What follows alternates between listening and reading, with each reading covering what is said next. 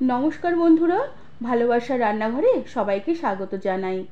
আজ আমি পাঁচমিশালি ছোট মাছে একটি চচ্চড়ির রেসিপি বানাবো। রেসিপিটি ভালো লাগলে একটি লাইক, শেয়ার আর সাবস্ক্রাইব করে দেবার অনুরোধ রইল। প্রথমে আমি ছোট মাছগুলোকে বেশ ভালো করে পরিষ্কার করে বেছে ধুয়ে নিয়েছি। এখানে ছোট সাইজের ট্যাংরা মাছ আছে, ট্যাংরা মাছটা একটু বেশি আছে। তার সাথে আছে পুঁটি মাছ, ছোট ল্যাটা মাছ, আর আছে ছোট পাবদা মাছ, মৌরলা মাছ।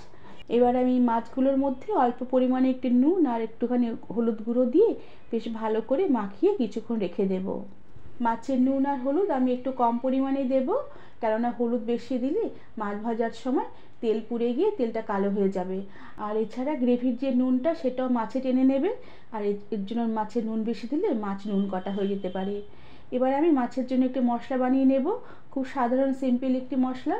এর জন্য একটি মিক্সিং জারে টমেটো কুচি, একটা শুকনো লঙ্কা, দুটো কাঁচা লঙ্কা আর দুটো রসুনের দানা আর খানিকটা ধনে পাতার গোড়াগুলোকে ছিঁড়ে দিয়ে দিলাম। আর আগাগুলোকে আমি পরে রান্নার শেষে ব্যবহার করব। আর তার সাথে সামান্য একটু মশলায় জল দিয়ে দিলাম।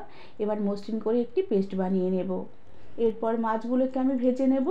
এর জন্য কড়া বেশ ভালো করে আমি গরম করে নিয়েছি, আর কড়াতে পরিমাণ মতন তেল দিয়ে তেলও বেশ ভালো করে গরম করে নিয়েছি।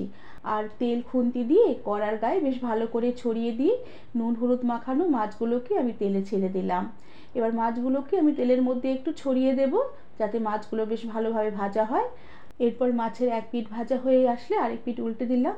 আর এভাবে মাছের দু পিঠ বেশ হালকা লাল করে ভেজে নিয়ে কড়া থেকে তেল ছেঁকে আমি উঠিয়ে রেখে দিলাম।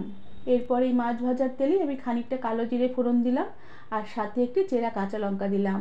ফোড়নের খুব সুন্দর একটা গন্ধ বেরোলে টমেটো, রসুন আর কাঁচা লঙ্কা বাটার পেস্টটা দিয়ে দিলাম। এবার এই মশলাটাকে কিছুক্ষণ নেড়ে চেড়ে নেব। মশলা কিছুক্ষণ নেড়ে চেড়ে নেওয়ার পরে এতে পরিমাণ মতো নুন দিয়ে দিলাম আর পরিমাণ মতো হলুদ গুঁড়ো দিয়ে দিলাম। আর সাথে মশলার বাটি ধোয়া সামান্য একটু জল দিয়ে দিলাম। এবারে মশলাগুলোকে বেশ ভালো করে কিছুক্ষণ কষিয়ে নেব, যতক্ষণ না মশলার জল শুকিয়ে মশলা থেকে তেল সেপারেট হয়ে আসে। আর এভাবে প্রায় মিনিট দুয়েকের মতন মশলা বেশ ভালো করে আমি নেড়ে চেড়ে কষিয়ে নিয়েছি।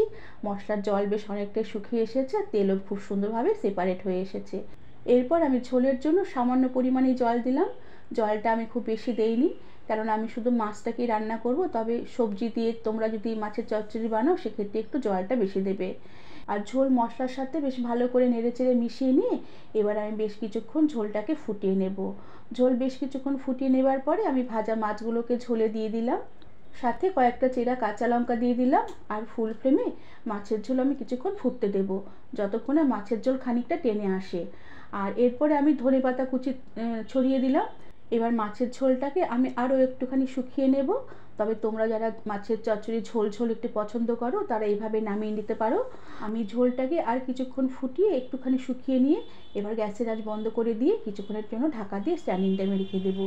এতে মাছগুলো বেশ ঝোলের সাথে ভালো মজে গিয়ে বেশ খেতে বেশ ভালো লাগবে।